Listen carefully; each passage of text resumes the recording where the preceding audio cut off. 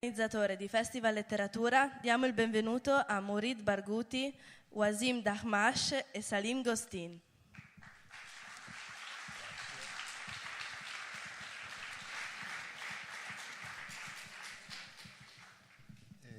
Buonasera a tutti, sono molto contento di stare con voi per questa ora di incontro. È la prima volta che vengo a Mantova, è la prima volta che vengo al Festival delle Lettere, di cui so molto tra l'altro, però è capitato così. Mi chiamo Wasim Dahmash, sono palestinese, vivo e lavoro in Italia da, ahimè, quasi mezzo secolo. E quindi ho il piacere di presentarvi Mourid Barghouti, che pochi conoscono in Italia come poeta, ma è ben noto nel mondo arabo sicuramente, ben noto in altri ambienti linguistici o linguistico-culturali. Alcune sue raccolte sono tradotte in varie lingue. È un poeta che andrà tradotto sicuramente anche in italiano presto. È estremamente interessante per il suo linguaggio, un linguaggio, come definire, un linguaggio poetico snello, no? Che non ha bisogno di, tra virgolette, di aggettivi. È uno stile essenziale che, oltre al messaggio, al tema, trasmette anche una sensibilità, una delicatezza che arriva al lettore, arriva al fruitore della poesia in maniera, è come bere l'acqua pura. È una poesia estremamente delicata che riesce a, pur riprendendo e utilizzando moltissimo le citazioni della poesia araba classica, ma anche del patrimonio culturale classico, riesce a presentarlo in termini, con un linguaggio moderno, no? E riesce a farlo arrivare. Ovviamente ogni lettore può trovare in questa sua poesia quello che è capace di vedere, quello che è capace di leggere. Certamente tutti i poeti di lingua araba utilizzano anche questo lunghissimo e enorme patrimonio poetico.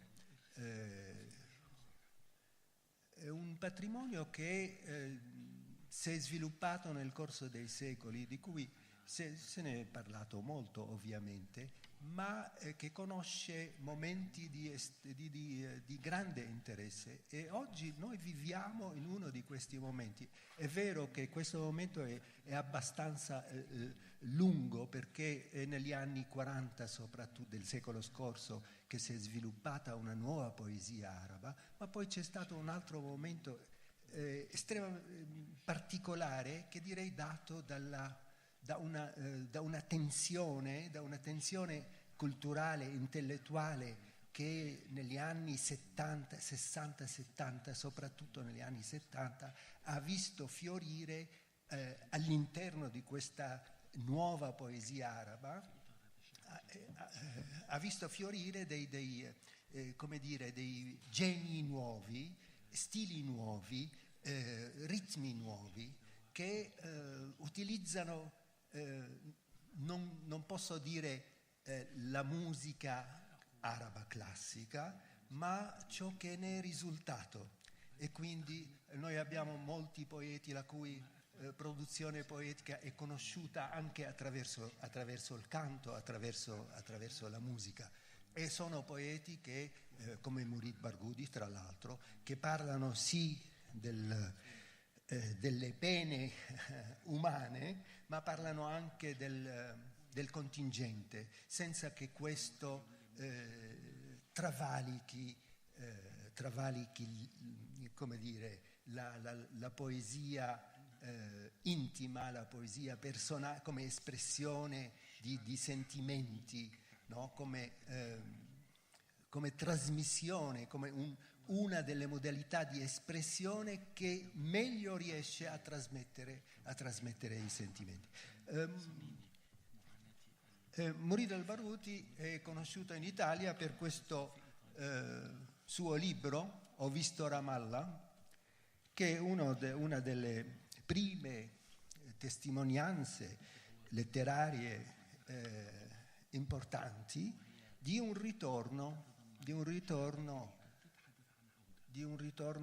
dall'esilio, ma è un esilio molto particolare. L'esilio palestinese non è come tutti gli altri, ogni esilio è particolare certamente, ma nel caso palestinese l'esilio è un esilio dalla storia, è qualcosa di estremamente complesso, estremamente delicato. Proprio ieri sentivo un'intervista, sapete, oggi nei telegiornali si usa molto intervistare le persone per strada, eccetera, e ho visto un'intervista da un passante in una via di Gaza, su Al Jazeera,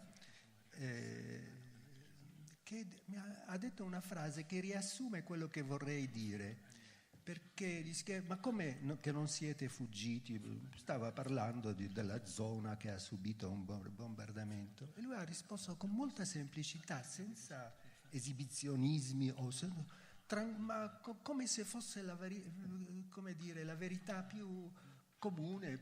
Noi siamo i custodi della Terra Santa, noi non possiamo abbandonare.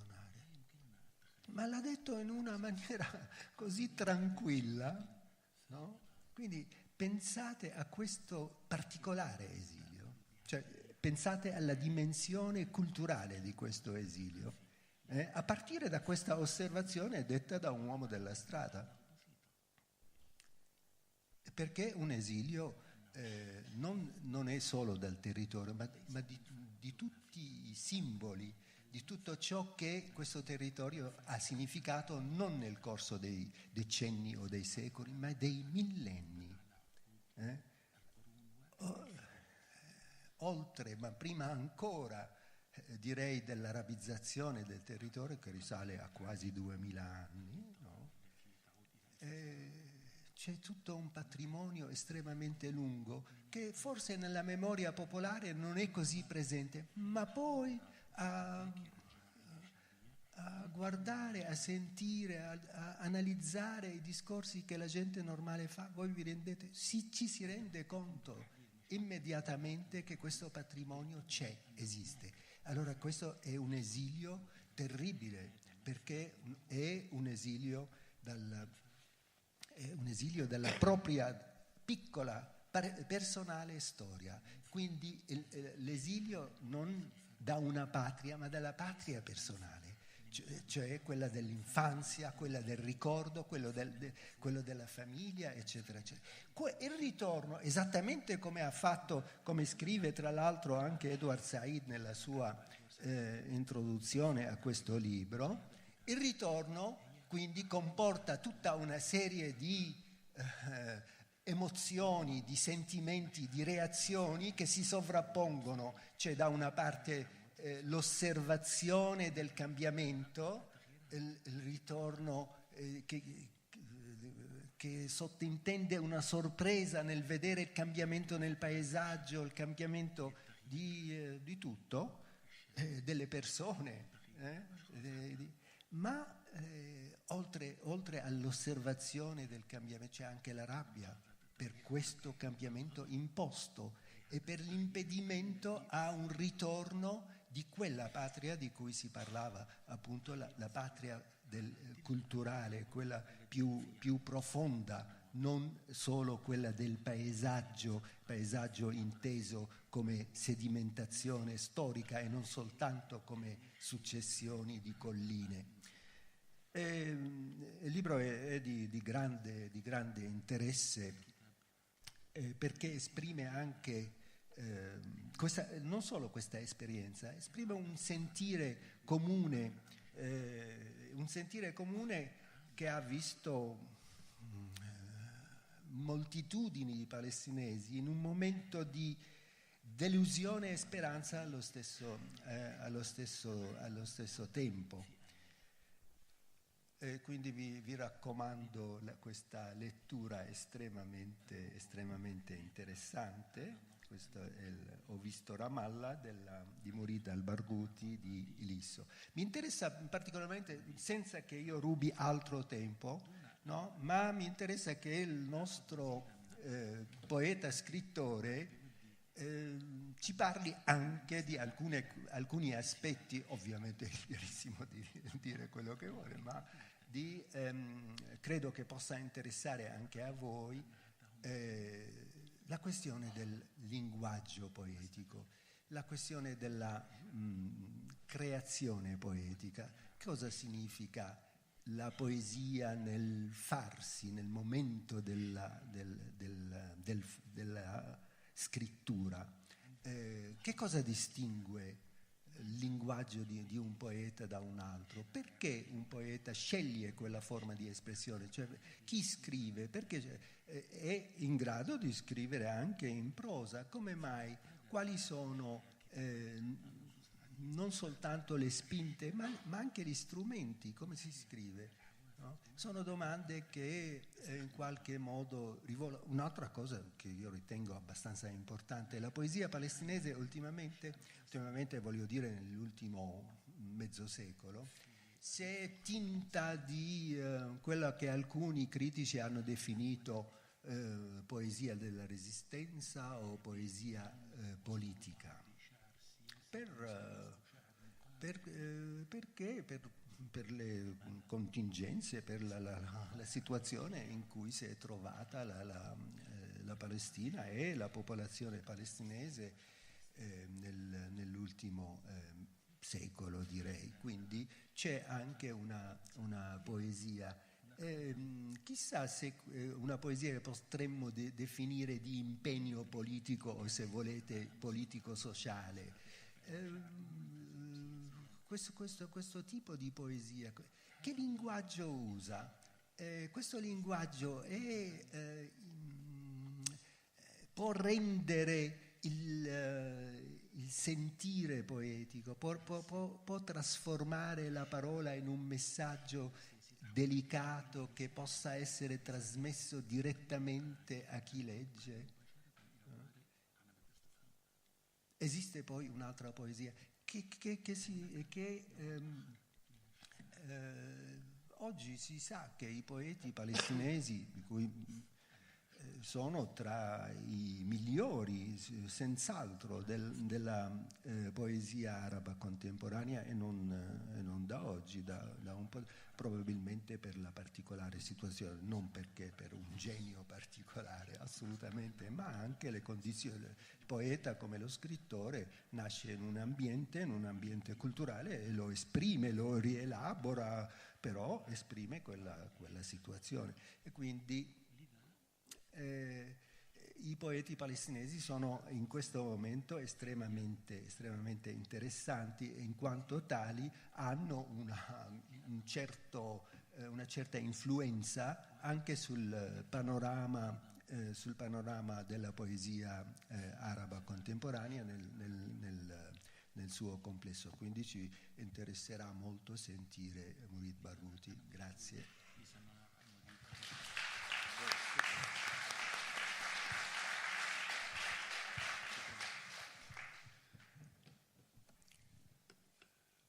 أولا مساء الخير وشكرا على حضوركم وحضوركن. Buonasera, grazie a voi tutti per la vostra presenza. وشكرا لمهرجان مونتوفا الذي تكرم بدعوتي هذا العام. Sono grato al Festival di Mantova che mi ha onorato invitandomi a quest'anno.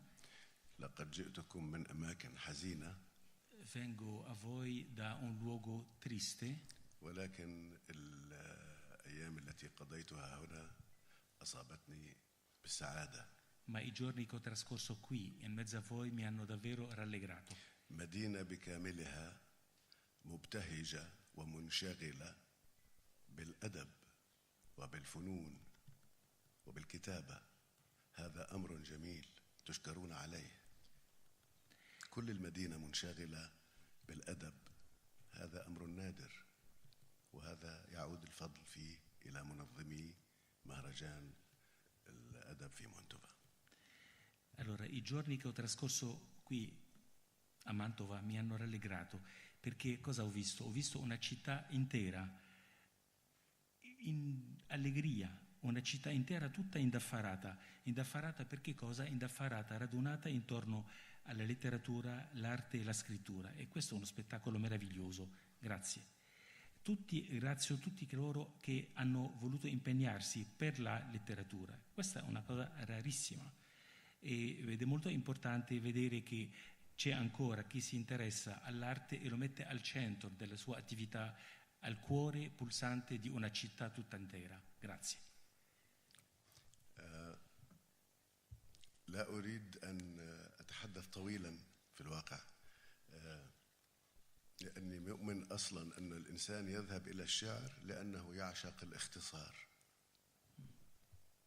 Allora non mi dilungherò molto, perché in fondo quando una persona, un poeta, sceglie la poesia è perché ha fatto una scelta di brevità. الثرثرة عدو الشعر. Le chiacchiere sono esattamente all'antipodo della poesia. ولغة الشعر، تفضل دكتور دهمش بالسؤال على لغة الشعر. E poi il linguaggio della poesia. Il dottor Damash ha chiesto che cos'è la poesia. Qual è la lingua, il linguaggio della poesia? في الشعر علينا أن نكتب وكأن المعاني التي تريد القصيدة أن تقولها كأنها تقال للمرة الأولى. Quando si scrive un poema, quando si scrive una poesia, ebbene le parole che vengono scritte vorrebbero essere lette come se venissero dette queste parole per la primissima volta. لغة الشعر ليست هي اللغة التي يسميها الناس الشاعرية. لا أدري إذا الترجمة سهل. أنا رأيي كل ما هو شاعري ليس شعرا. Allora, è una prima sfida per comunicarvi questo concetto. Il linguaggio della poesia non è il linguaggio dei sentimenti o del sentimentalismo. Questa è una libertà che l'interprete si sta concedendo, perché il termine usato dal poeta sha'iriyya è l'esprimere i sentimenti e basta, tout court. يعني عندما يتحدث أحدهم يقول لك أجواء شاعرية أو جو شاعري، هذا تدمير لما هو شعر. شاعرية رومانسية يعني تقصد؟ لا، يقول لك poetic atmosphere. I mean, two lovers in a poetic atmosphere. There's nothing poetic atmosphere. Ecco, allora, quando due innamorati si ritrovano insieme e vivono un'atmosfera poetica, questa non è poesia, la poesia è tutt'altro. في ناس بتظن إنه الشعر يعني فراشات وتحليق وهيمان وعيون دبلانة ومسدلة واسترخاء وحواس يعني مستثارة دائما. هذا خارج الشعر، هذا عدو الشعر. Allora, qualcuno si immagina che la poesia siano delle farfalle che svolazzano di qua e di là, occhi immersi nell'infinito, un rilassamento, i sensi stimolati al massimo. No, questa non è poesia, anzi, questo è il contrario della poesia.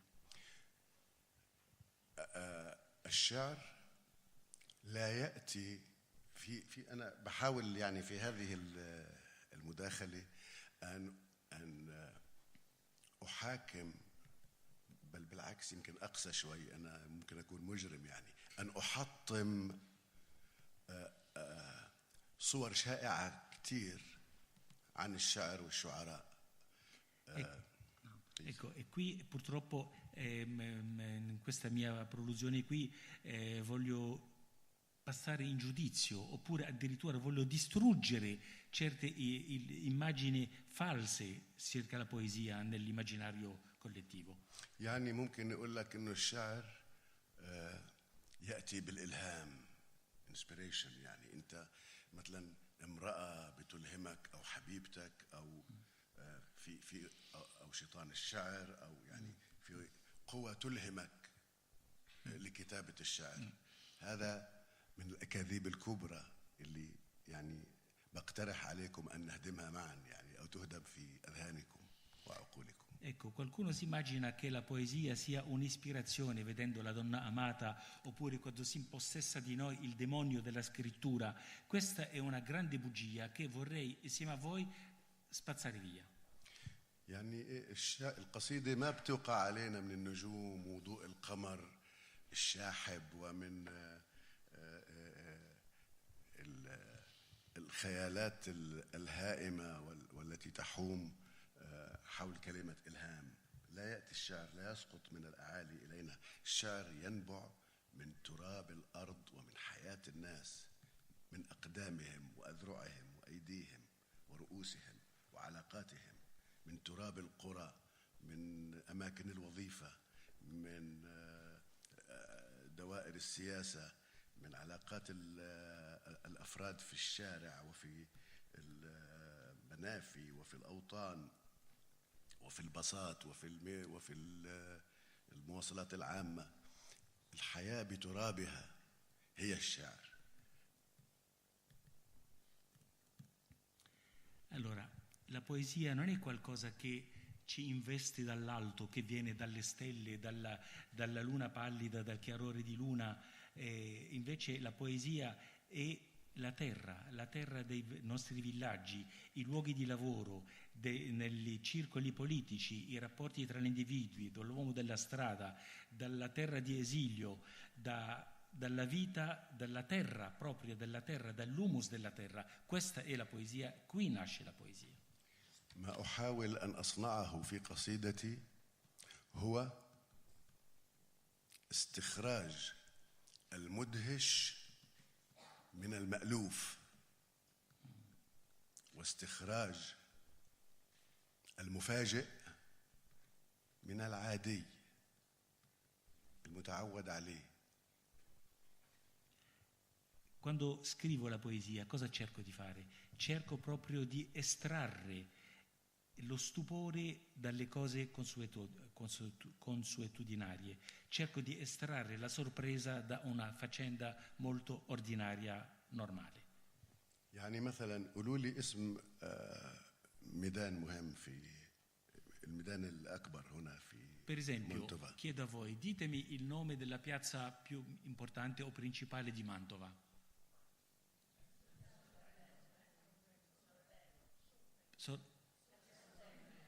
ساحة سورديلو. ساحة سورديلو، بلازا سورديلو. بين ايدين الشاعر اذا بده يكتب قصيدة يوصف فيها هذه الساحة، لازم انتم كلكم بعد ما تقرأوا القصيدة تقولوا يا إلهي احنا يوميا بنمرق من هون ولا نرى ما رآه هذا الشاعر. كيف لم نرى الميدان هكذا قبل هذه القصيدة؟ Ecco, se dovessi scrivere una poesia sulla piazza Sordello, cosa succede? Letta questa poesia, voi tutti, dopo averla letta, dovreste dirvi: oddio, ma io ci passo tutti i giorni, com'è che non ho visto tutto quanto c'è nella poesia su questa piazza? Come ho fatto a non vedere tutto quanto c'è nella poesia e che c'è nella piazza? إذا الشاعر بده يكتب حوار بين عاشقين وتلاقي الرجل بيقول للمرأة أنت أجمل امرأة في العالم، فورا مزق القصيدة. Se doveste un giorno leggere una poesia nella quale l'amato dice alla sua amata tu sei la donna più bella del mondo, questa è una poesia che non vale niente. لأنه هذا ليس كلامه. هاي العبارة مش هو صاحبها. Perché questa espressione non è sua. هاي العبارة أصحابها عشرات الكتاب والشعراء والمغنين وهو فقط مارس البطالة والكسل، لم يقم بعمله، أخذ إشي غيره اللي قايله. Praticamente quando dice alla sua amata tu sei la donna più bella del mondo, ha fatto prova di pigrizia, ha voluto essere un disoccupato, perché cosa ha fatto? Ha attinto a una cosa già detta da poeti, cantanti, cantautori, tante volte prima di lui. الشاعر الحقيقي هو اللي بتشوف في إيده مكنسة قاعد بيكنس الكليشيه وببعده بزيحه من الطريق. أي كليشيه، أي عبارة قالها الآخرون ممنوع تكون في قصيدتك. Allora, un poeta vero, come fare per riconoscerlo? Ebbene, guardate bene, un poeta deve avere in mano una scopa, perché deve pulire il terreno, togliere tutto quanto è stato detto prima di lui su quella cosa che sta per descrivere. خذ علاقة الشاعر بالصفات، بالنعت. في كلمات بس بدك تحاول تلاقي البديل الإيطالي إن شاء الله. يعني لما يقول لك عدوان غاشم، جريمة نكراء، يعني كليشيات. لا، كلمة غاشم وكلمة نكراء مش إله. صح. هذه زي الدبان اللي بيسقط على الشوربة تبعتك، موجود في الهواء، في هواء الكتابة موجود غاشم ونكراء وأجمل امرأة في العالم. كل هذه كلمات طايرة في الهواء زي الناموس، بتسقط في طبقك الشعري وانت تتبناها وتستمر فيه. انت لازم تتوقف عن التعامل مع القصيدة إذا دخلت فيها كلمة مش إلك. Allora, quando scrivi la poesia e che decidi di fare ricorso a un aggettivo, devi evitare gli aggettivi già noti, tipo un... No, allora tocca trovare una formula, un delitto atroce. Ecco, atroce. Questo non è tuo quando dice un delitto atroce, un crimine efferato. Allora, questi aggettivi non sono tuoi, non li devi usare. Questi sono come i moscerini che cascano nel tuo minestrone, sono estranei al tuo artefatto, al tuo manufatto. أو لما يقول لك مثلا العدو الغادر، هو في عدو يعني بده ينسق معك كيف يعتدي عليك، هو لازم يكون غادر. فكلمة غادر لما تكون موجودة في القصيدة هذا الشاعر سقط. Esattamente. E allora un altro esempio, per esempio, quando dice il nemico, il perfido nemico. Dice certo il nemico è perfido, che fa? Coordina con te le sue mosse, è perfido, ti prende a sorpresa. Dunque in questo caso perfido è fuori luogo e da eliminare. عشان أختصر، إذا بدكم تعرفوا اللغة التي يجب أن نكرهها وأن نتجنبها كشعراء وبالتالي كمواطنين، هي لغة السياسيين، لأنها مليئة بالكليشيهات، كلها كليشيهات. Allora, la lingua da evitare, da mettere al bando, da non usare mai, guardate bene, è il linguaggio usato dai politici, perché il linguaggio dei politici è pieno di cliché, pieno di luoghi comuni. Questi cliché sono da evitare assolutamente se vogliamo parlare di poesia. مواقف الحكومة، بيانات الأحزاب، لغة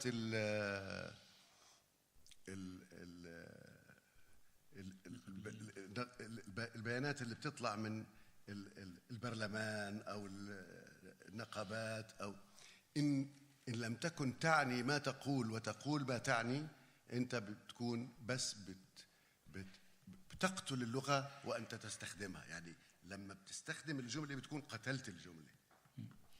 Allora, il linguaggio di cui parlavo è il linguaggio dei comunicati dei governi, dei ministri, il comunicato dei partiti, le dichiarazioni altisonanti dei parlamentari, le dichiarazioni dei sindacalisti.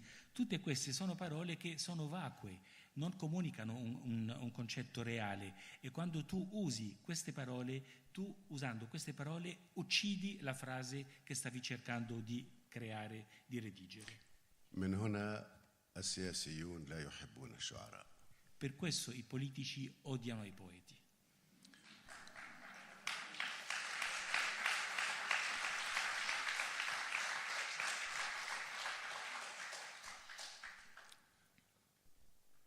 القيادة الفلسطينية لا تحبنا.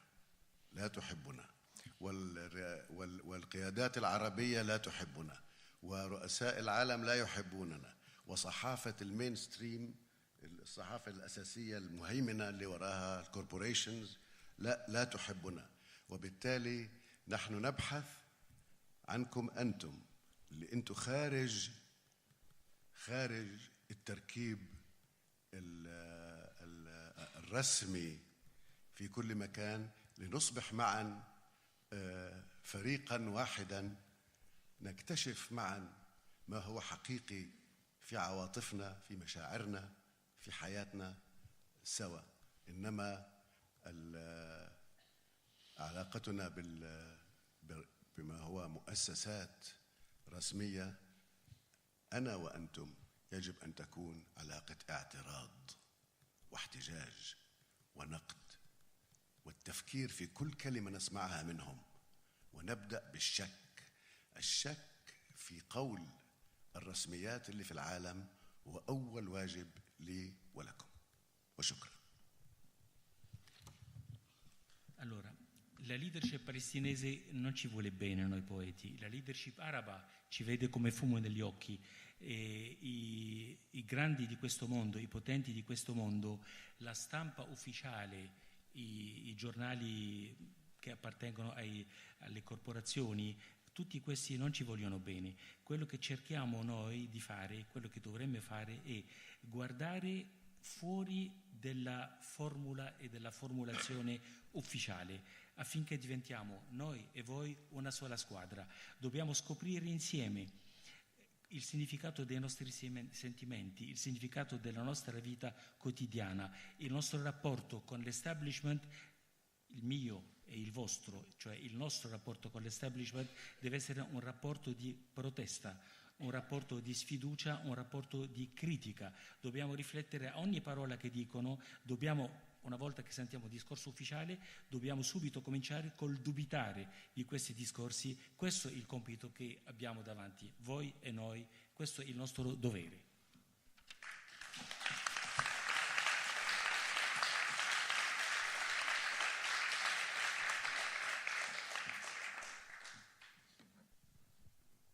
Non so se volete già porre qualche domanda, intervenire, oppure possiamo chiedere al poeta, visto che parliamo di poesia, di leggerci almeno un brano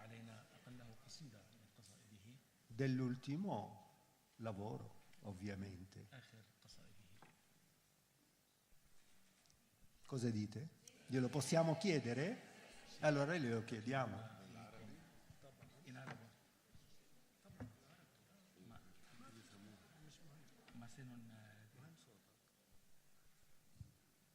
But it is not, I mean, in Italian, and you just want to hear the sound of Arabic? Okay. I have, maybe after he can, they can just give you an idea about what the poem is about. It's about a wedding in the village. عندك نص؟ لا.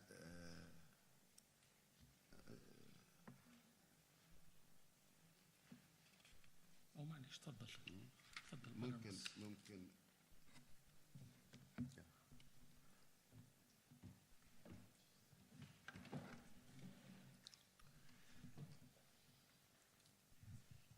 It's about a wedding party in the square of the village, like Montova, and then the dancers are led by one man who carries the handkerchief.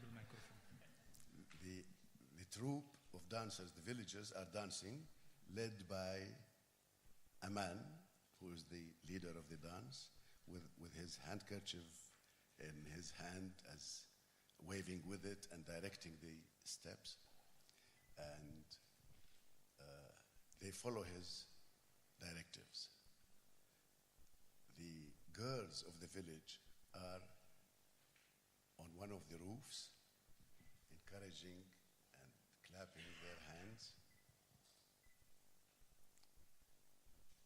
And then one girl winks her eye to this leader of the dance. And the poem starts with a wink from her eye, and the boy went crazy. It starts like this. غمزة من عينها في العرس وانجن الولد، وكأن الأهل والليل وأكتاف الشباب المستعيذين من الأحزان بالدبكة والعمات والخالات والمختارة صاروا لا أحد، وحده اللويح في منديله يرتج كل الليل، والبنت التي خصته بالضوء المصفى أصبحت كل البلد. مد يمناه على آخرها، نفض المندين مثلا وثلاثا، ركب الجن على أكتافه ثم رماهم وانحنى، ركب الجن على ركبته ثم رماهم واعتدل، قدم ثبتها في الأرض لمحا، ورمى الأخرى إلى الأعلى كشاكوش وأرساها وتد، كلما أوشك أن يهوي على سحجة كف جاءه من سحبة الناي سند، يلقف العتمة كالشهوة من أعلى بروج الليل، حتى ضوء عينيها تماما يعرق الصدر وشعر الصدر من ميلاته يمنى ويسرى، ثم يسري عرق الظهر عموديا تماما، وحياء القلب خلى كل ما في القلب يخفى، والقميص الأبيض المبتل من أكتافه حتى حزام الجلد خلى فقرات الظهر تحصى بالعدد. غمزة أخرى ولو مت هنا، غمزة أخرى ولو طال انتظاري للأبد. Thank you.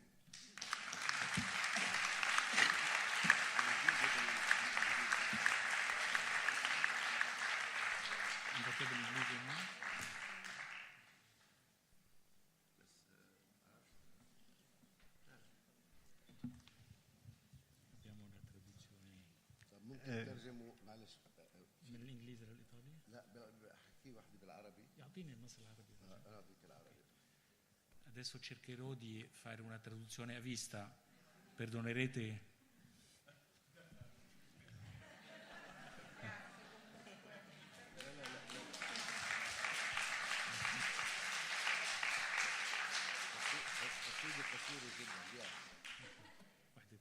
Non è stato sufficiente il ritmo, la musicalità del...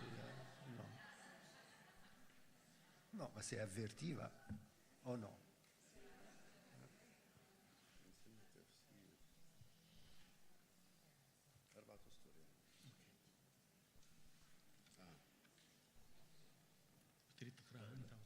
طبعا. Ok, un'altra poesia più breve. شاعر يكتب في المقهى. العجوز، السيدة العجوز يعني كبيرة في السن، ظنته يكتب رسالة لوالدته. المراهقة البنت الصغيرة ظنته يكتب لحبيبته. الطفل ظنه يرسم. التاجر ظنه يتدبر صفقة. السائح ظنه يكتب بطاقة بريدية بوستكارد. الموظف ظنه يحصي ديونه. رجل البوليس السري مشى نحوه ببطء.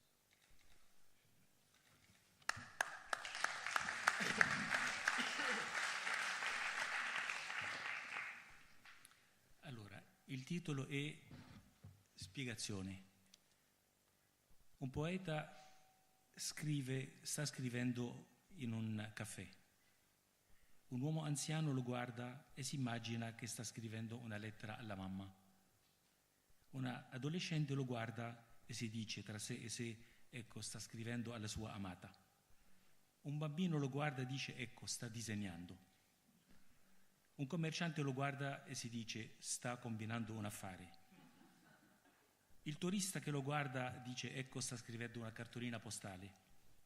L'impiegato, vedendolo, dice, ecco, sta facendo i conti. Infine, un uomo dell'intelligence, come lo vede, si avvicina verso di lui a passo lento.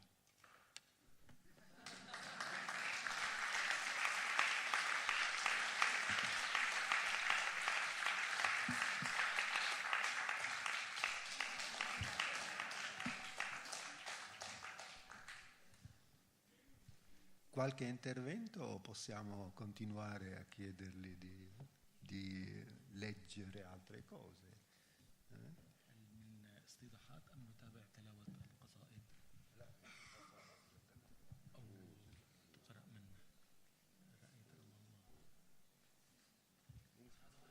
Ecco una...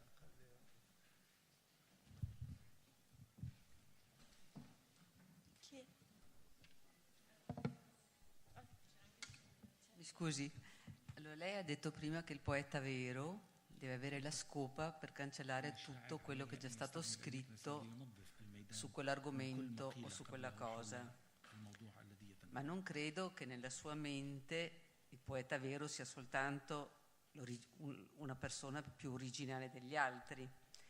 È un processo mentale che deve scattare in lui quando lui dice che scrive sulle cose comuni, sulle persone, sulla vita dei villaggi, su quello che accade attorno a lui. Allora, comunque il poeta deve avere un dono particolare per riuscire da queste cose comuni a trascrivere qualcosa che poi lui dice, appunto, se io scrivo una poesia su Piazza Sordello, le persone si dice come mai non ho visto tutto quello che non ho mai visto prima. Allora, siccome io penso che sia un processo suo molto cerebrale nella sua scelta, comunque è ispirato dalle cose della vita comune, ma c'è qualcosa in più che gli fa scattare questa capacità di scrivere su cose comuni, però in un modo che è diverso da tutti. هذا سؤال في منتهى الأهمية. أشكرك سيدتي. La ringrazio per questo intervento molto felice e al momento giusto. أنت أعطيتني فرصة لتقديم تعريف يخصني لما هو الشعر. E prendo spunto dalle sue parole per presentarvi una mia definizione di quello che per me la poesia rappresenta. الشعر كالحب هو أقصى درجات الانتباه. La poesia è come l'amore, è la punta estrema della attenzione della persona. في الحب أنت تخسر عندما تقول والله ما خدتش بالي مش منتبه. In amore la parola più infelice che un uomo possa dire a una donna: non ci ho fatto caso, mi è sfuggito, non ho visto bene. وهكذا في الشعر.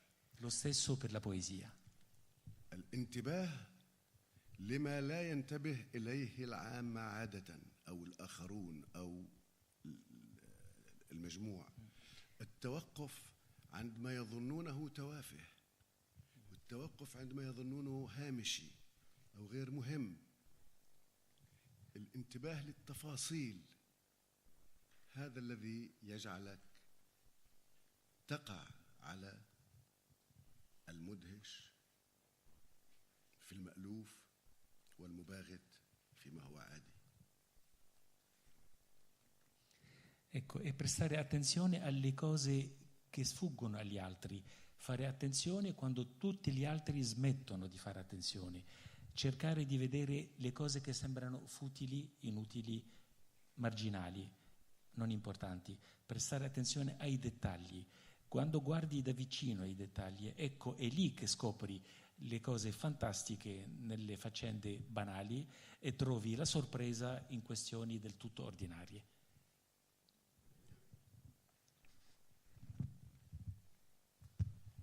Sì, salve.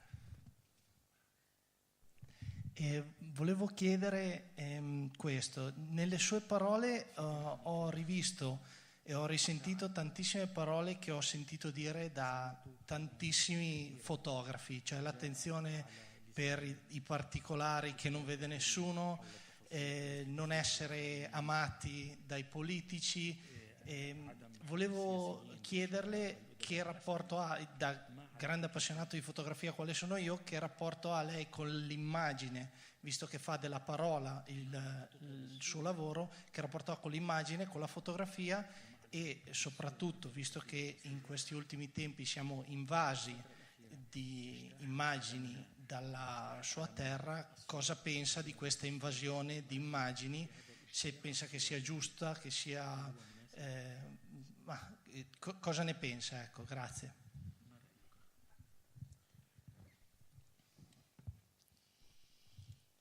لا أتصور قصيدة بلا صورة. Imagery, images. Non riesco a immaginare una poesia che sia sprovvista di immagini. عندما أقرأ عليك قصيدة أو أكتب قصيدة، الجزء الذي أدعوه ليعمل من أعضاء جسمك هو العينين. E quando scrivo una poesia, quando tu leggi questa poesia, la parte che è più sollecitata nella tua persona di lettore sono gli occhi. القصيدة زي ما أصحبك إلى جاليريا وأدخل أنا وياك وأقول لك انظر إلى هذا الذي تراه وأنا أتركك لوحدك. يعني أنا بقدم القصيدة أو كأني بفتح شباك وأقول لك تفضل معي 5 دقايق اطلع على الدنيا من هاي الزاوية وبتركك. أنا لا أشكل مشاعرك، لا يعني ما بقترحش عليك لا تفرح ولا تحزن ولا تحبني ولا تتضامن معي. أنا بس بفتح لك زاوية بقول لك من فضلك ل10 دقايق طلع على الدنيا من هاي الزاوية، واستخرج أنت ما تريد من استنتاجات. هذا الدور اللي بتلعب الصورة. Sì, allora l'immagine, che ruolo ha l'immagine nella poesia? Quando scrivo una poesia, praticamente te la presento, tu cominci a leggere la poesia, allora ti accompagno in una galleria, in una mostra, o ti apro una finestra, ti dico prego, guarda, e mi faccio da parte.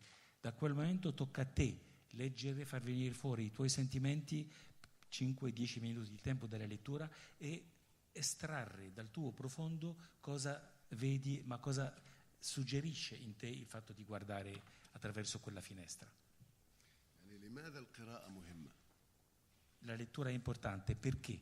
لأنه القراءة بتخليني أنا كقارئ متعود أرى الدنيا بخلاصات ثابتة عندي، أخلي هاي الخلاصات تتأرجح، تهتز، تتأثر، وقد أجد من الزاوية التي يقدمها إلي كاتب معين طريقة لإدخال تعديلات على رؤيتي للعالم، والكتاب الذي لا يدعونا إلى مثل هذا التعديل كتاب غير مؤثر. La lettura è importante perché praticamente suscita nel lettore dei sentimenti, mette in crisi, lo fa rimettere in questione la sua visione del mondo, perché abbiamo delle visioni stabilite, abbiamo delle convinzioni e cominciamo a leggere. Il libro mette in crisi proprio questo nostro approccio, questa nostra visione, perché il poeta sta proponendo un'altra angolazione per guardare al mondo. Il libro che non ti fa rimettere in questione la tua visione, il tuo approccio, è un libro che non ha nessun effetto, nessun impatto sul lettore. بالنسبة للصور القادمة من مناطق الكوارث والمذابح والمجازر السياسية كما في صبرا وشتيلة عام 82 في اجتياح شارون للبنان، وكما في سراييفو والبوسنة، وكما في غزة، دائما تثير أسئلة عن دور الفوتوغرافي وهاو جرافيك، يعني الأخبار اللي بتقدم لنا لدرجة إنه بدك تغمض عينك يعني. Allora, chiaramente le immagini che provengono dalle zone di combattimento, le zone di disastri naturali, uccisioni, massacri, sgozzamenti vari, per esempio Sabra e Shatila nell'82, quando Sharon invase il Libano, le immagini che avvengono da Sarajevo in Bosnia, le riprese che avvengono da Gaza, sempre fanno sì che ci si chiede qual è il ruolo del fotografo, qual è il ruolo della fotografia in questa informazione, e quando vediamo soprattutto queste immagini che ci costringono a volte dalla loro durezza, ci costringono a guardare altrove. في كل الحالات الضحايا وسائلهم أفقر وأقل من المجرمين.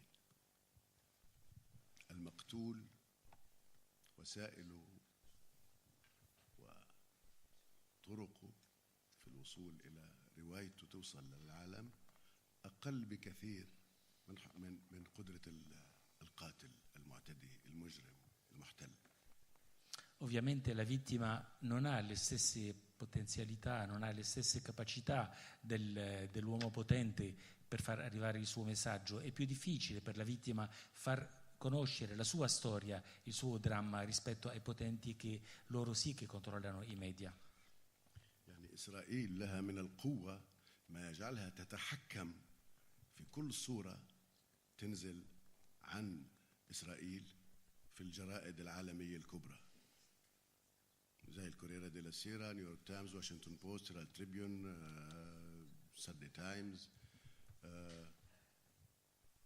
لفيغارو، لموند. إسرائيل تستطيع أن تقول ممنوع نشر هذه الصور فخلاص لا تنشر. Chiaramente Israele ha molti modi per condizionare la stampa internazionale, può addirittura impedire la pubblicazione di alcune foto su Israele, per esempio cito il Corriere della Sera, New York Times, Washington Post, Le Figaro, Le Monde. Israele può vietare la pubblicazione delle immagini o delle foto che ritiene inopportune su Israele. الأمريكان في العراق لما كانوا يسووا مجزرة كانوا يطردوا كل الإعلام برا. In Iraq, quando gli americani hanno compiuto molti massacri, ebbene hanno allontanato tutti i media dai siti dove hanno agito. لكن إذا استطاع الضحية إنه يوصل روايته عبر صورة فسيفعل ذلك. يعني أول صور تعذيب في أبو غريب، في سجن أبو غريب في العراق، اللي فيها فظائع لا إنسانية من اغتصاب للرجال والنساء وقتل وتعذيب وتعليق في السقف وتعليق في المسامير والكهرباء والصواعق والإهانات. بدون الصور لم نكن لنعرف أي سجن كان هذا أبو غريب، ولم نكن لنعرف أي دمار وصل في غزة. هذه وسائل المظلوم والفقير والضحية لوصول سرديته his narrative للعالم. وبالتالي الموقف من الصورة بيعتمد على أنت مع أي جانب. Praticamente la foto, l'immagine è l'arma del debole, perché se non avessimo visto le foto del carcere di Abu Ghraib in Iraq durante l'occupazione americana, non avremmo mai saputo quali orrori venivano compiuti, quali atti disumani venivano compiuti, le violenze contro gli uomini, le violenze contro le donne, le scosse elettriche, le offese. Senza le foto non avremmo mai saputo l'entità della distruzione che è avvenuta a Gaza. Dunque la foto è l'arma del debole per far arrivare il suo, per far conoscere il suo stato e le sue sofferenze al mondo. Ma chiaramente dipende da chi scatta le foto, chi è il soggetto che riporta queste fotografie. Dunque non c'è una risposta univoca riguardo all'informazione illustrata o le fotografie o i reportage fotografici.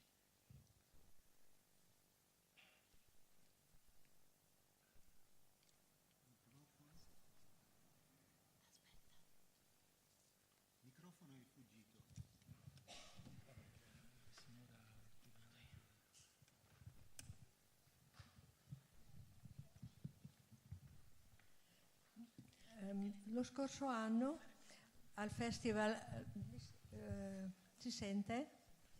Lo tenga diretto, diretto così. Così. Come gelato, sì. Lo scorso anno al Festival del Diritto di Piacenza era presente un professore israeliano, Zvi Schuldiner.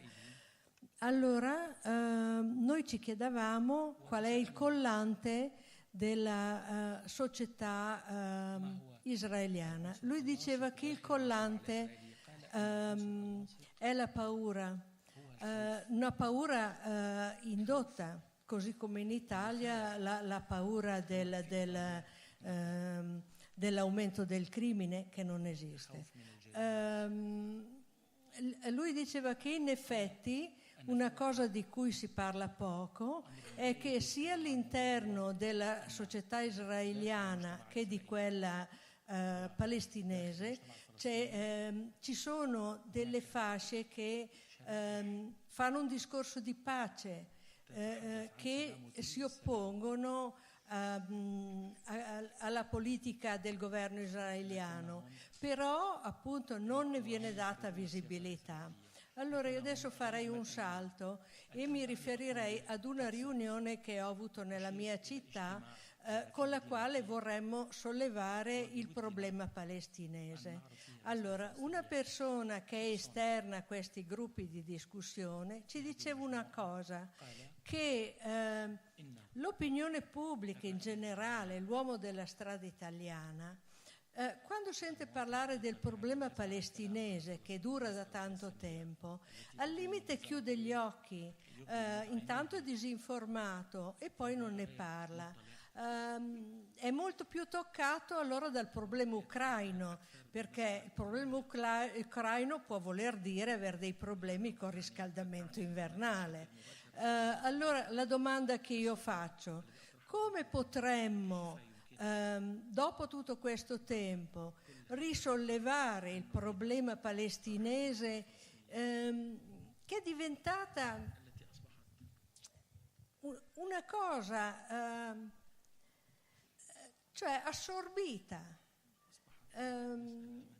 ed è talmente terribile che la gente al limite non ci vuol pensare.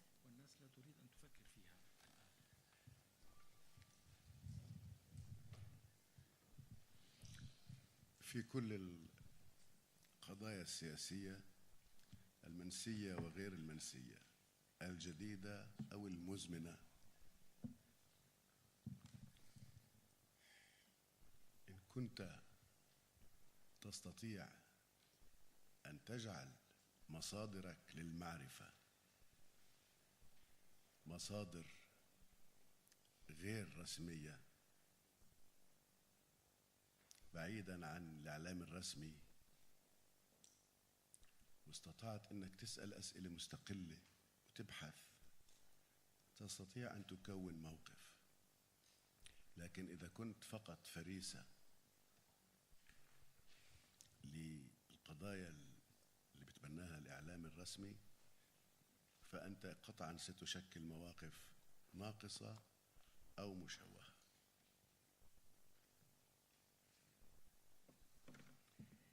In tutte le faccende politiche, che siano questioni ormai dimenticate oppure questioni che sono momenti, questioni del giorno, che siano questioni croniche oppure situazioni che sorgono di nuovo, l'importante è attingere alle fonti di informazione, non quelle ufficiali ma le fonti di informazione alternative, perché se ti allontani dalle versioni ufficiali o ufficiose, allora sì, potresti cominciare a costituire un'opinione tua, un'opinione indipendente, se no cadi vittima dell'informazione o della disinformazione ufficiale, allora la tua presa di posizione, la tua posizione diventa o sbagliata oppure addirittura deturpata.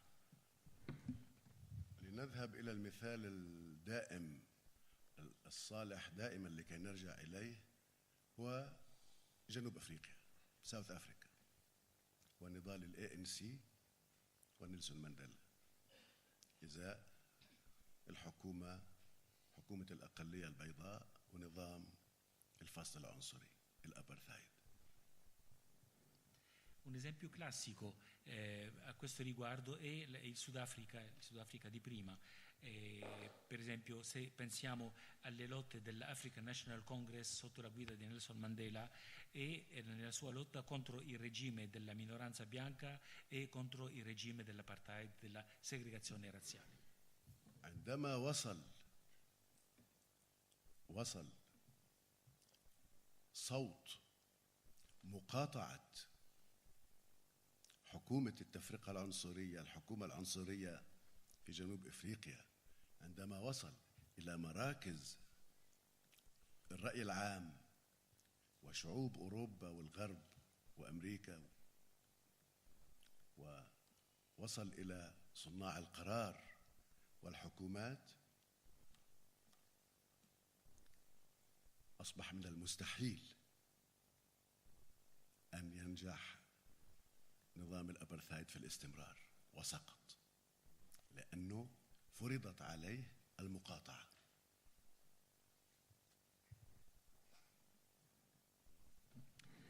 Quando si è fatta sentire la voce del boicottaggio contro il governo di segregazione razziale dell'apartheid, quando l'opinione pubblica è venuta a sapere che c'è una resistenza, c'è un invito al boicottaggio del regime dell'apartheid, quando l'Occidente, quando l'America, l'opinione pubblica ha saputo, quando i decisori, i decision makers hanno saputo, hanno visto che ormai l'opinione pubblica è contraria al regime di segregazione razziale, è diventato impossibile per loro di continuare a andare avanti, è diventato impossibile per il regime dell'apartheid di continuare ed è caduto, perché è stato imposto il boicottaggio o l'embargo contro il regime dell'apartheid. الحكومة الإيطالية والحكومة الأمريكية والحكومة الفرنسية والحكومة الألمانية والحكومة الهولندية والحكومة الأسترالية والحكومة الكندية والحكومات بديش أعدد يعني كلها إلى اليوم، وأثناء المجزرة في غزة وأثناء المجزرة في صبرا وشتيلة وأثناء كل تاريخ الاحتلال الإسرائيلي، وفي هذه الدقائق الآن الساعة 4:15 الأسلحة تذهب من هذه العواصم إلى إسرائيل. يعني هذا تشجيع على القتل. I governi italiano, americano, francese, tedesco, olandese, australiano e così via, non voglio elencare tutti i governi, dico tutti questi governi fino a oggi, riguardo a quanto è successo a Gaza, riguardo a quanto è successo a Sabra e Shatila, fino a oggi, fino a questo momento che sono le 15:40, le armi continuano a fluire in Israele. Questo è un incoraggiamento a continuare le uccisioni.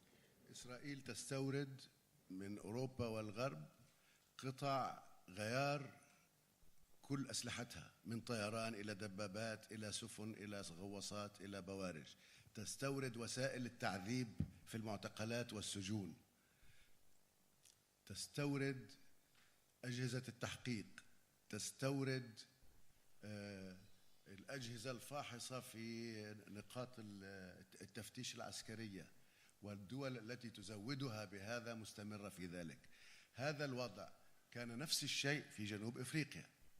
عندما توقف في جنوب إفريقيا انتهى النظام العنصري وانتهى الأبرثايد. وعندما نضغط على حكومات هذه الدول على الأقل لا تسلحوا المعتدي، على الأقل لا تسلحوا. بالتالي هذه الدعوة ل BDS يمكن سمعتم بها boycott, divest and sanctions، يعني مقاطعة وسحب الاستثمارات وفرض عقوبات. هذا هو الطريق السلمي الأسرع للضغط على إسرائيل أن ترى أنه ذهابها من مجزرة إلى أخرى لم يعد مقبولا في العالم.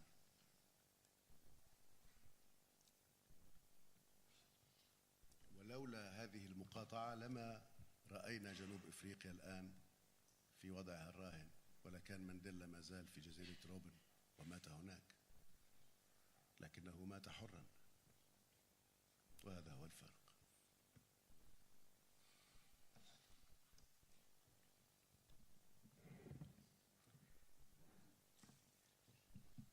Israele sta importando dall'Occidente i pezzi di ricambio per tutti i suoi armamenti, per i suoi carri armati, per le sue bombardiere, per il suo esercito. Sta importando gli strumenti di tortura che sta utilizzando nelle carceri e negli interrogatori, nei luoghi di detenzione. Israele sta importando tutte queste armi. Era esattamente questa è la situazione del Sudafrica, aveva un sostegno dai vari paesi del mondo, e quando i paesi del mondo hanno iniziato l'embargo contro il Sudafrica, questo sostegno è venuto meno e questo ha provocato la caduta del regime dell'apartheid. Dunque chiedo almeno, rivolgo un appello: non armate più l'aggressore. Bisogna agire secondo l'acronimo in inglese BDS, e cioè boicottare, ritirare gli investimenti e poi adoperare le sanzioni.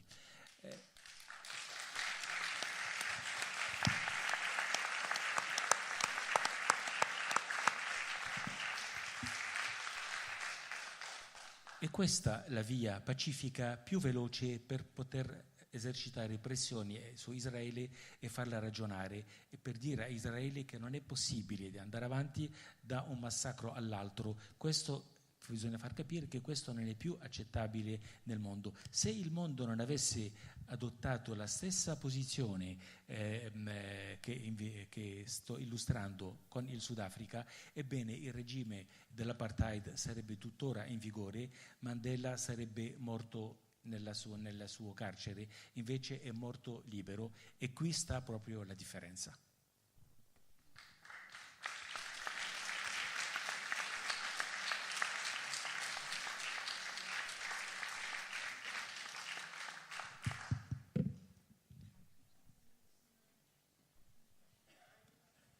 Sì, io volevo intervenire intanto con una dichiarazione che mi ritrovo solidale con il dramma del popolo palestinese che sta vivendo da molto tempo a questa parte. Però il mio intervento aveva l'intento di riportare un po' il discorso sull'aspetto poetico come centralità, ovvero mi chiedevo, al di là della necessità e della richiesta della libertà e della diffusione dei diritti fondamentali dell'uomo, qual è l'etica che si traspira nelle sue poesie? E soprattutto qual è nelle sue poesie c'è un percorso anche spirituale, tra virgolette, sacro, relativo all'uomo, però non alle religioni, non alle confessioni, ma relativamente solo all'aspetto umano della necessità della convivenza, chiamiamola così.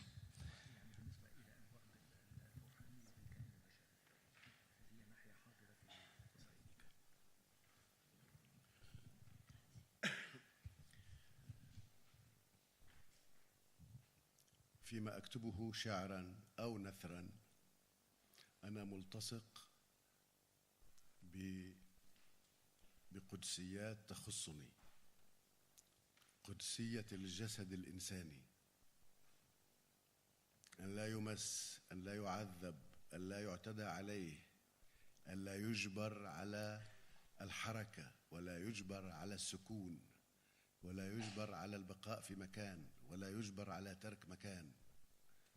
وأنا رأيي هذا الجسد الإنساني وهو الذي يحمل روح الإنسان أيضا، بس بدونه الروح لا تمشي في الأسواق وحدها، نحن نمشي في الأسواق بأحذيتنا، وبالتالي كل ما اكتشفته البشرية من روحانيات كان يهدف إلى صيانة الحياة وإلى منع الفناء. بهذا المعنى روحانيتي جسدية أرضية، وفي هذا ما أظنه كافيا لكي نسمي ذلك مصادر روحية في شعري. هي تأتي من الأرض وربما التقت بأغراض السماء، لكني لا أقترض قصيدتي من تعاليم السماء، أقترضها من حياة الناس ومن قدسية الجسد الإنساني، جسد الرجل، جسد المرأة، جسد الطفل، جسد الكائن الحي، النبتة، الحيوان، الطائر، وكل ما خلق على هذه الأرض يجب أن يكون حرا.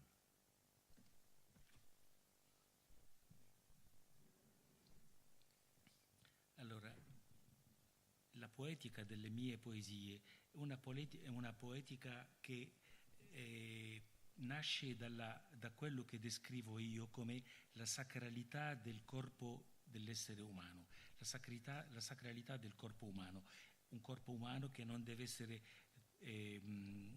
aggredito, toccato, torturato, aggredito.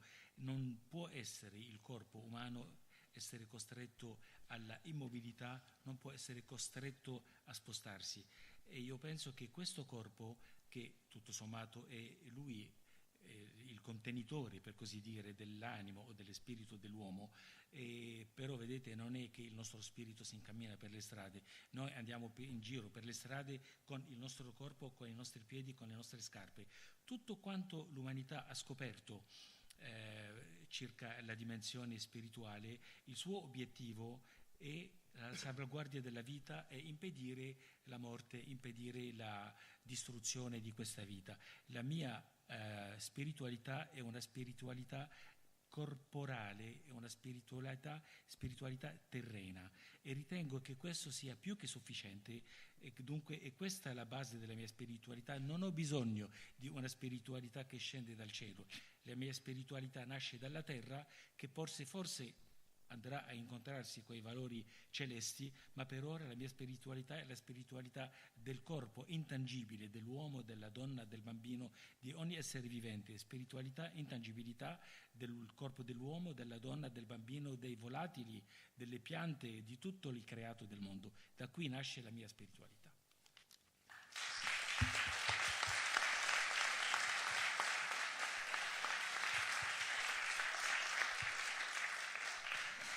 Buonasera, grazie di questo incontro. Io volevo fare una piccola premessa per la signora che vuole organizzare un incontro sulla Palestina, di andare direttamente alle fonti. È appena uscito il libro di Darwish, Le prove di Darwish, tradotto da Elisabetta Bartuli, che è bellissimo e ci dice tante cose, e dimenticare un pochino i quotidiani e i mass media che raccontano sempre delle verità parziali, se non false. Questa è una piccola premessa. Quando poi venne qui Darwish nel 2004 per presentare il suo poemetto Murale, che è tradotto in italiano Murale, e lui era reduce da una grave operazione, e ci disse a noi: il terrore più grande che io ho avuto nel risveglio era quello di non sognare più in arabo. Allora io volevo chiedere, avere una curiosità: lei sogna in arabo, e il fatto di essere in esilio da molto tempo le procura qualche difficoltà nel contatto con la sua lingua madre? Grazie.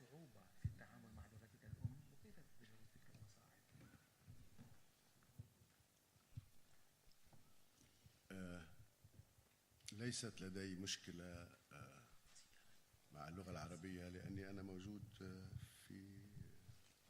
في وسط عربي طول عمري، وأنا من المنشغلين باللغة عموما، وأساسا باللغة العربية.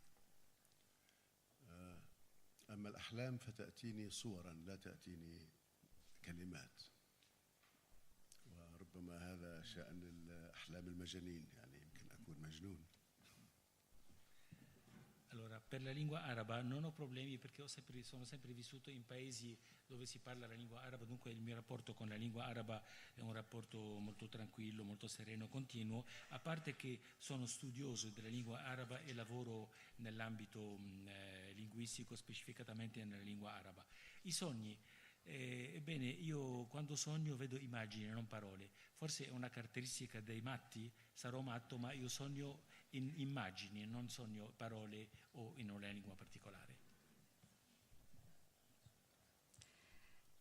Scusi, sogna per immagini forse perché è un poeta e mi sembra molto giusto che questo sia un incontro di grandissima poesia. Grazie.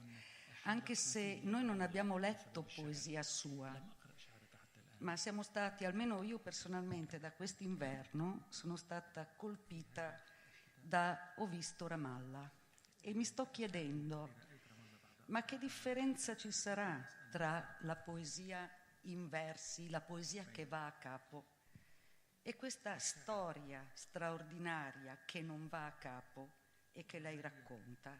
Mi piacerebbe vedere un po' i critici come si industrieranno a cercare un nuovo genere letterario, perché questo è un nuovo genere. Per quanto riguarda il corpo e la sacralità del corpo, il suo libro è davvero straordinario, intanto perché inizia con il ponte. È quel ponte che ha segnato per 30 anni, dal 67 al 96, la sua distanza, il suo straniamento, il suo dolore, la sua perdita. Quello che colpisce è la descrizione che lei fa di questo attraversamento, perché prima ancora di vedere il ponte, ecco perché parlo della sacralità del corpo che davvero viene fuori, lei dice: fa molto caldo sul ponte, una goccia di sudore. E comincia questa fatica, il sudore è la fatica, non solo del corpo, ma anche del corpo che deve riprendersi, quell'anima che ha lasciato lì e deve accordarla all'anima che si è portato via. Ecco, io vorrei che lei, magari alla fine di questo incontro, ci leggesse nella sua lingua l'inizio di questo racconto straordinario, perché lì sì che possiamo seguire avendo il testo in italiano e ci farebbe un grande regalo. Grazie.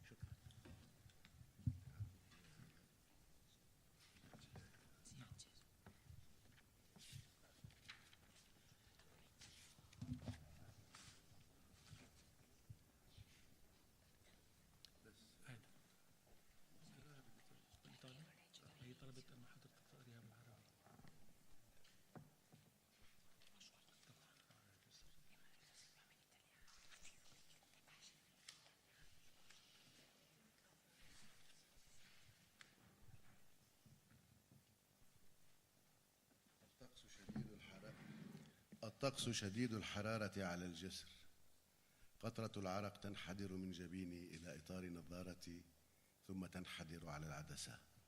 غبش شامل يغلل ما أراه وما أتوقعه وما أتذكره. مشهدي هنا تترجرج فيه مشاهد عمر انقضى أكثره في محاولة الوصول إلى هنا. ها أنا أقطع نهر الأردن، أسمع طقطقة الخشب تحت قدمي، على كتفي الأيسر حقيبة صغيرة، أمشي باتجاه الغرب مشية عادية، مشية تبدو عادية، ورائي العالم وأمامي عالمي.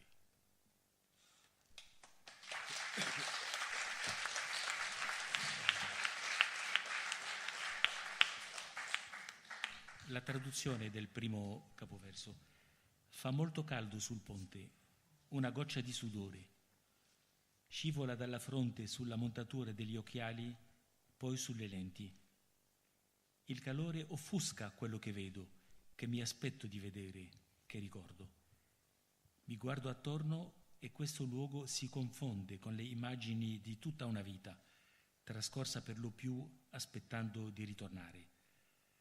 Attraverso il fiume Giordano, il legno del ponte scricchiola sotto i miei passi. Sulla spalla sinistra porto una piccola sacca. Cammino verso ovest in modo naturale, ma solo in apparenza. Dietro di me il mondo, davanti a me il mio mondo.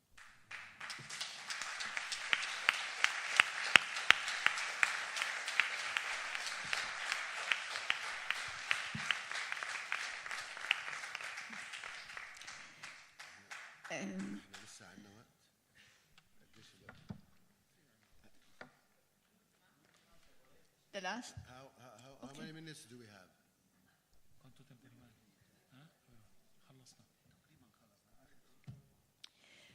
Innanzitutto benvenuto all'autore, perché mi sembra che sia il primo autore palestinese che è ospite al Festival di Mantova, che finalmente ho detto mi sembra. Posso avere beneficio del dubbio? Allora, io ho incontrato tanti autori israeliani, però mi sembra che la parola a un autore palestinese è data molto raramente. Infatti avevo scritto al festival e ringrazio per questa possibilità che c'è quest'anno, che addirittura in tutti i giorni ha messo qualche autore della Palestina. E poi volevo tornare all'attualità. L'attualità è Gaza. Gaza ha sconvolto me, che sono italiana. Immagino che un palestinese abbia vissuto questa realtà che è tuttora attuale, non è chiusa, in effetti questa tregua è un po' provvisoria e ancora non si sa bene in cosa sfocerà. Ecco, volevo chiedere all'autore se è scaturito senz'altro qualcosa in termini di poesie e di parole sui fatti appena recenti di Gaza e se ci può dedicare qualche pensiero in forma poetica.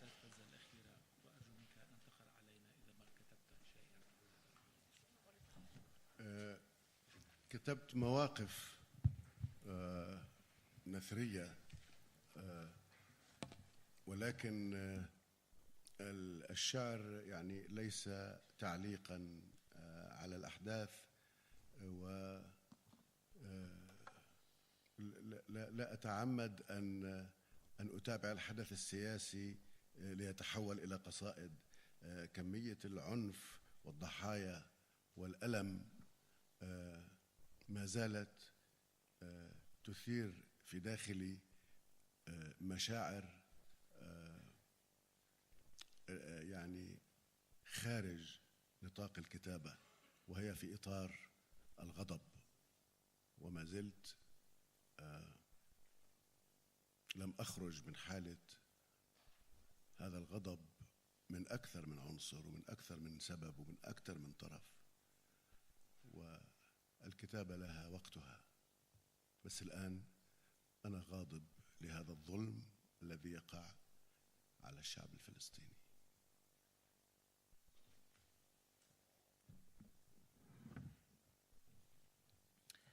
Riguardo ai fatti di Gaza ho scritto delle mie posizioni, ho pubblicato delle mie prese di posizione, però in prosa, perché per me la poesia non è un mezzo per commentare, o piuttosto non utilizzo la poesia per commentare i fatti di cronaca, gli avvenimenti quotidiani. Non voglio trasformare la politica in poesie mie. Praticamente al mio interno questi fatti ultimi suscitano in me un sentimento che è troppo forte per essere espresso in parole, suscitano in me una reazione di rabbia, una rabbia che ancora non è passata, una rabbia riguardo a questa situazione che perdura ancora, una rabbia nei confronti di molti fatti, di molte persone, di molte situazioni, di molte parti coinvolte. Sono tuttora in preda a questo sentimento di rabbia interiore, perché la scrittura ha i suoi tempi, ma ora sono in preda alla rabbia, la rabbia per questa ingiustizia che si sta tuttora vivendo.